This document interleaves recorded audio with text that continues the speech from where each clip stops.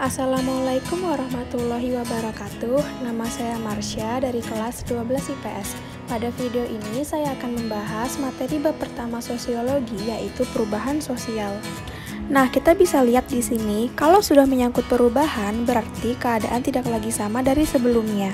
Bentuk-bentuknya, pertama ada yang lambat dan yang cepat. Nah, evolusi itu contohnya seperti perubahan dari masa prasejarah ke masa sekarang.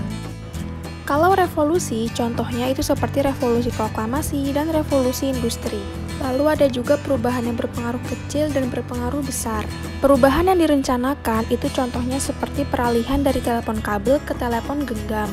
Sedangkan perubahan yang tidak direncanakan itu seperti individualisme masyarakat perkotaan. Perubahan yang dikehendaki itu contohnya pelaksanaan program KB. Sedangkan yang tidak itu contohnya urbanisasi masyarakat. Kita masuk ke faktor pendukungnya. Nah, faktor ini ada dua, yaitu pendukung dan penghambat.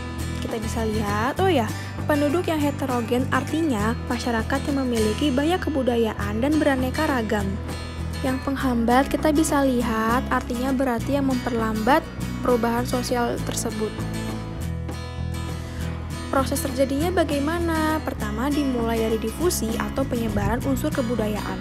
Lalu masuk ke akulturasi, yaitu dihadapkan dengan kebudayaan asing, asimilasi, yaitu meleburnya kebudayaan yang berbeda, dan akomodasi, yaitu penyesuaian diri. Kita bisa lihat di sini, nah dampak itu sama dengan akibatnya. Kesetaraan gender artinya pandangan bahwa semua orang harus menerima perlakuan yang setara. Partisipasi politik yaitu keterlibatan dalam kerjasama politik. Nah, kira-kira apa ya contoh dari perubahan sosial di tengah masyarakat yang dipengaruhi globalisasi? Kita bisa lihat cara berkomunikasi, pertanian, permainan, semuanya berubah. Tentunya semuanya tidak lagi sama dengan sebelumnya, karena seiring berkembangnya zaman, tentu teknologi juga ikut berubah. Nah, ciri-cirinya gimana? Ciri-ciri ini seperti tanda-tandanya ya, sifatnya selalu berkelanjutan, imitatif atau meniru, disorganisasi sementara, berhubungan timbal balik, dan terhadap penggolongan watak seperti proses sosial, perubahan struktur, dan segmentasi. Kita masuk ke globalisasi. Nah, bisa dilihat interaksi atau integrasi antara lapisan masyarakat dengan negara di seluruh dunia yang berkaitan. Ini kerap terjadi di lingkungan kita sekarang ya, contohnya seperti ekspor impor, pertukaran budaya, kerjasama internasional, modernisasi. Nah, suatu proses perubahan dan pergeseran sikap serta perilaku masyarakat untuk hidup sesuai tuntutan keadaan. Apa saja faktor-faktornya?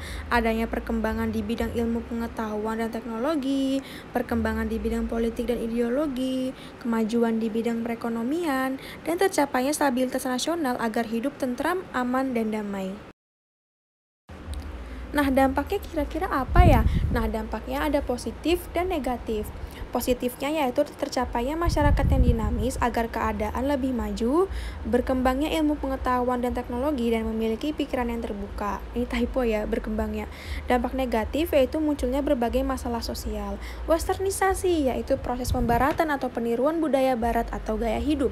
Bisa dilihat di gambar, mereka menggunakan gaya pakaian yang berlebihan karena itu berasal dari budaya barat sana. Ya, mereka mengikutinya. Apakah persamaan antara modernisasi dan westernisasi memiliki kepentingan yang sama terhadap masalah material atau benda, merupakan unsur dari negara-negara barat yang diadaptasi masyarakat, dianggap sebagai suatu proses perubahan dari yang kurang, sama-sama terbuka.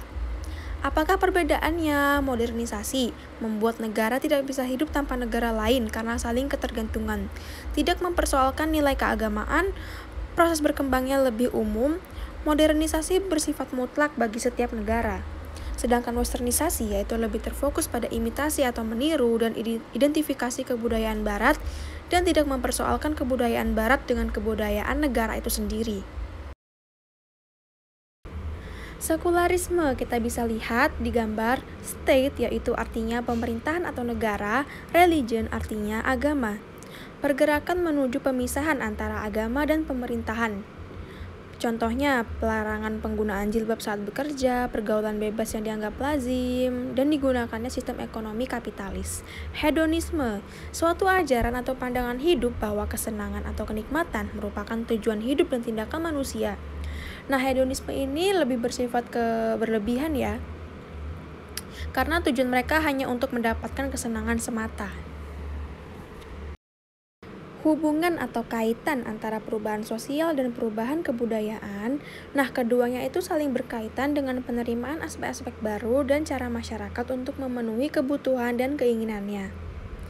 Perubahan sosial itu menyangkut perubahan dalam segi struktur dan hubungan sosial, sedangkan perubahan kebudayaan menyangkut perubahan dalam segi budaya masyarakat.